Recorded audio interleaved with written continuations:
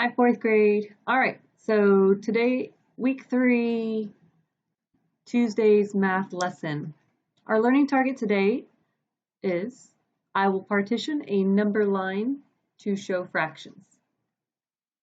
Your success criteria is I can partition a number line into 8ths and 6ths. So specifically, we're going to make a number line, and partition means separate those separate fractions. But we're going to make sure that we know how to do that into 8ths and 6ths. Okay?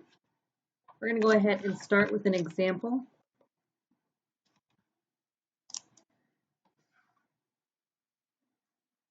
All right, so here's our number line. And if we were to partition or create those tick marks to separate each fraction, we're going to go ahead and start with, let's start with just halves and where that would go. Okay, you know that the first thing we need to do is to have two whole numbers. So we need one here and one here, one at both ends of the number line. So if I'm working with a fraction that is less than one whole, what are the two whole numbers going to be that I'm using? 0 and 1, because a fraction of a number is going to be less. So it's going to be anywhere in this range. Okay? So if I were to partition into halves, how many lines would I make, or partition marks? Remember, halves ends or has a denominator of 2. With a denominator of 2, the number of partitions lets you know it's one less than the denominator. So that would give me 1. So 1 equal distance from 0 to somewhere in the middle, again, from the middle to the 1 whole. So about there would be my 1/2 mark. Okay, agree or disagree? I hope you're all agreeing. Okay. Now, if I were to create fourths, okay, again, a denominator of 4, how many partitions total would I have to make on my number line? 1 less would be 3. That's a strange 3. I'm sorry. 3. Okay. So I would need to find an equal space, a third between 0 and 1. So I need to create 3 tick marks. If I use this as 1, 1, 2, 3, would that work? Yeah. So just thinking about an equal distance where I need to go. 1, 2, 3. And just eyeballing it, just kind of visually looking at it really quickly. Okay, let's cough in a little bit. Okay, 1, 2, 3, but then I have this space here. I've created 3 partitions, but this last one would represent what fraction? 0 to the first one is 1 step, 2 steps, 3 steps, 4 steps. Out of how many total steps? 4. This was my 3rd step. This was my 2nd step, but there's already a fraction here. I know that 1/2 is equivalent to 2/4, and this lets me know also another way. Also finding that common denominator. 2 times 2 is 4. Whatever you do with the denominator, you have to do with the numerator. 1 times 2 is 2. 1/2 is equivalent to 2/4. Okay, and our first step, 1/4. All right, so this is just a quick partitioning review of how we partition to halves and fourths. Now we're going to do the same thing using 8ths.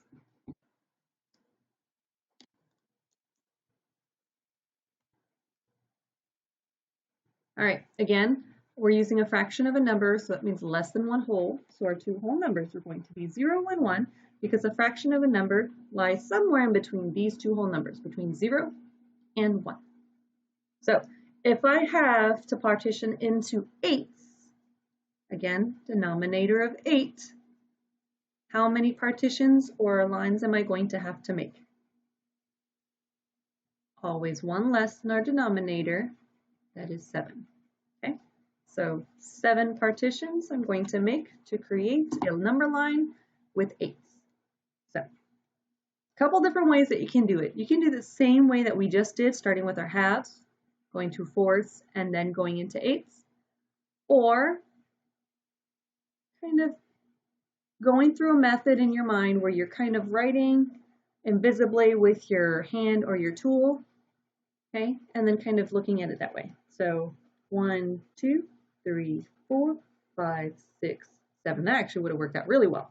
So 1, 2, 3, 4, 5, 6, 7. That looks pretty even. Okay, so this one's technically a little bit larger, but I understand the concept of what I'm doing. I need to create as close as possible without measuring, okay?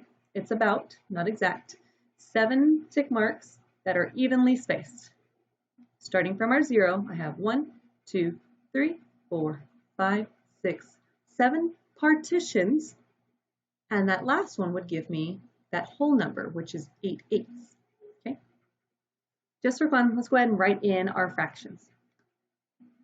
This one is our whole number of 0. Our first fraction would be 1, the first step out of how many total steps? 8. 2/8, 3/8, 4/8, 5/8, 6/8, 7/8,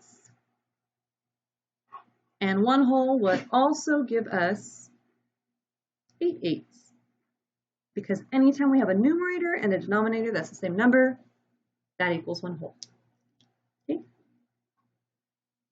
All right. Okay, working on our 6, I'm going to go ahead and pull out the workbook, and we're going to do it here. If I can find my pencil. Ta-da. All right, so we're going to now partition this number line into 6. So normally we're working with a number line where it goes from 0 to 1. We're extending that a little bit further, 0 to 2. So that just means whatever you're doing here, you're going to recreate and also do that here in this little section. Okay. All right, so because the denominator is a 6, how many partitions will I have? 1 less than our denominator will give us 5 partitions, excuse me. Okay. All right, so 1, 2, 3, 4, 5. That would have worked pretty good. 1, 2, 3, 4, 5. All right, let's just check our work as we're going just to make sure we're counting correctly. This would be our 1, 6, 2, 6, 3, 6, 4, 6, 5, 6, and 6, 6 would give us 1 whole. Good. All right, so it asks us to partition this number line into 6. These tick marks represent a partition. Doesn't say anything about labeling with our fractions, but I'm going to do it anyways. But understanding that it's asking me to do this particular thing, and I'm going to do an extension piece there, okay? 1, 6, 2, 6, 3, 6, 4, 6, 5, 6, and 1 whole would also be 6, 6. All right, so anytime you have an even number as a denominator, okay, you should be able to ask yourself, what is half of 6? 3 is half of 6. So just keep in mind also that 3/6 should be halfway between here and here. So it should also look like it's halfway here and halfway here also. That's a good quick way to check your work to make sure you've spaced it out pretty close, okay? All right, now that we've spaced this one, we're going to space this next one also, okay? I'm gonna just eyeball it a little bit. 1, 2, 3, 4, 5. Again, same amount of partitions. 1, 2, 3, 4, 5. Okay, again, wherever that halfway point is, 1, 2, 3, it should be about the same distance here, here. Okay, I can tell visually just that it's slightly off, but again, slightly is okay, as long as we're understanding the idea, the concept that these spaces are pretty close to where they should be evenly, okay? All right, now I need to continue. Again, don't need to, but I'm going to. That's my personal choice. It's good practice, okay? 0, these are all less than 1 whole, but now that I get to my 1, Everything after here is going to be 1 and a fraction. Okay, so this next one is 1/6, but it's now 1 and 1/6. What would the next one be then? 1 and 2/6. On a roll, what would the next one be? 1 and 3/6. 1 and 4/6. 1 and 5/6. And what would it look like to represent 2 wholes? 1 and 6/6. Exactly. So 1 and 6/6 is the same as 2 whole. Okay, but also half of 6 is 3. This should again be about halfway here, about the same amount of distance. Okay. All right, so today's lesson was making sure that we can partition our 6 and our 8s on a number line. Okay, if you have questions, you know what to do. Tomorrow we're going to continue with this concept. Actually, for Thursday, we're going to continue with this concept and expand a little bit more. Okay, if you have questions, please ask. Otherwise, keep working hard. I know that you are. I'm super proud of you. Keep it up. I miss you guys.